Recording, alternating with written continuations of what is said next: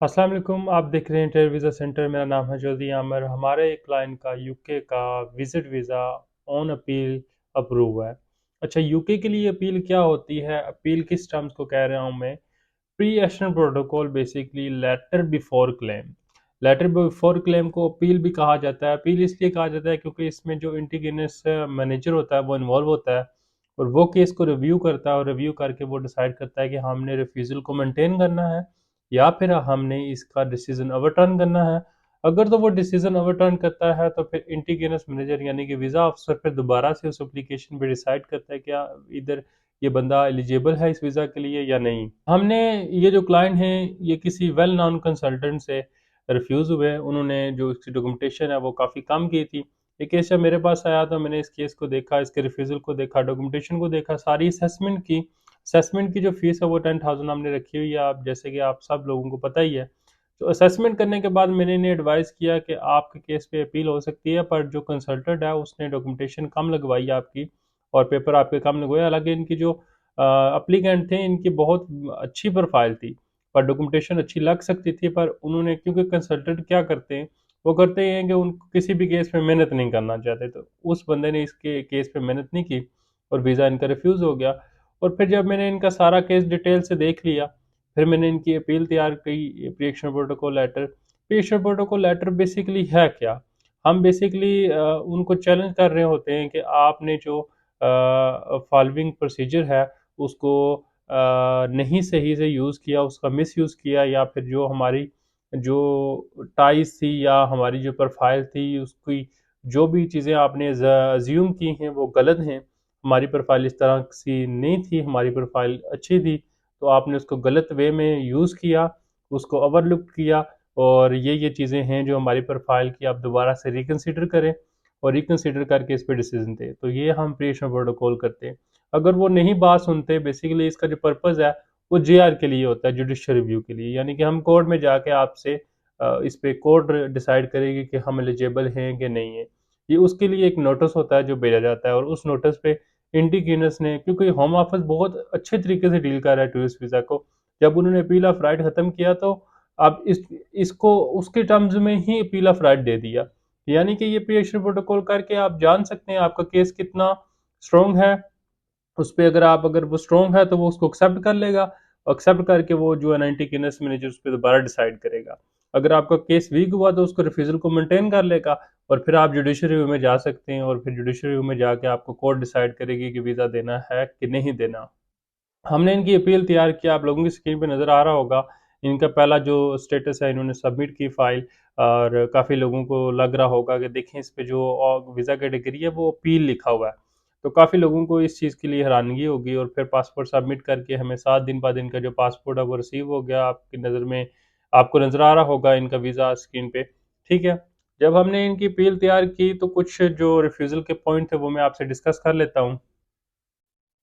सबसे पहला जो पॉइंट था वो था कि आपने स्टेट किया है कि आपकी एम्प्लॉयमेंट से इतनी जो भी सैलरी है वो है और एडिशनल सैलरी ये है, और जो आपने डॉक्यूमेंटेशन दिए इनसे ये प्रूव नहीं होता कि वाकई में आपकी इतनी सैलरी है।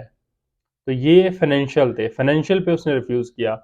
अब हमने इसका एक प्रॉपर रिस्पॉन्स बनाया, हमने प्रॉपर उनकी स्टेटमेंट के लिहाज से उसको मैच करवाया, स्टेटमेंट देख के उस स्टेटमेंट के हिसाब से फिर स्टेटमेंट भी हमने साथ अटैच करवाई और सारी चीज़ें हमने इसमें एड्रेस की, और इसके अलावा जो इनके पास उसका एक क्रेडिट कार्ड भी था, हमने उसको भी एड्रेस किया कि इनके पास इसी बैंक का एक क्रेडिट कार्ड भी है, इतनी इनकम है, इतनी जो इनकी सैलरी है और इस तरह से ये इसको डील कर रहे हैं।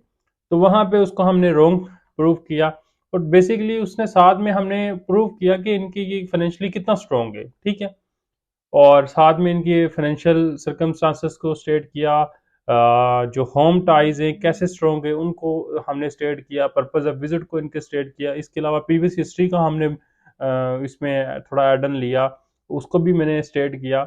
उसके अलावा जो दूसरा पॉइंट ये था कि वो कह रहा है कि जो आपने बिज़नेस स्टेटमेंट दी है, उससे ये प्रूव नहीं हो रहा कि ये वाक़ई में बिज़नेस रनिंग है और इससे इनकम जनरेट हो रही है। तो देखिए फाइनेंशियल पे उसने बहुत अच्छे तरीके से रिफ्यूज़ किया और ये हमने उसका भी एक अच्छा सा रिप्लाई बना के दिया। थर्ड पॉइंट उसने लगा लिया, उनकी एनुअल इनकम मैच नहीं कर रही, जो आपने वीज़ा एप्लीकेशन फॉर्म में लिखी है और जो आपकी स्टेटमेंट है उससे मैच नहीं कर रही, क्योंकि कंसल्टेंट को नहीं पता होता कि उसको किस तरीके से मैच करवाना होता है। क्योंकि स्टेटमेंट जो है वो 6 मंथ की होती है और वीज़ा ऑफिसर एप्लीकेशन में 1 ईयर की इनकम के बारे में पूछ रहा होता है। तो वो रिटर्न से भी मैच ना करे और वो वीज़ा एप्लीकेशन से भी मैच ना करे और वो स्टेटमेंट भी अलग हो, तो यहाँ पे इन्फॉर्मेशन कंप्लीट होती है तो वीज़ा ऑफिसर रिफ्यूज कर देता है। ये पॉइंट, इसके अलावा एक और पॉइंट था कि वो डॉक्यूमेंटेशन के बारे में बता रहा है कि ये जेन्युइन नहीं है और आपके इतने टाइज नहीं है कि आप जाके वापस आएंगे। और मुझे नहीं लगता कि वो सब चीज़, सब पार्ट्स को एक और उसने ग्राउंड बनाया कि सब पार्ट्स को उसने टच किया और economical grounds, their personal ground और their ground to the country, यहाँ पे ये सारा कुछ उसने लिख के उसको रिफ्यूज कर दिया। अच्छा, हमने फिर डॉक्यूमेंटेशन इन क्वेश्चन किए।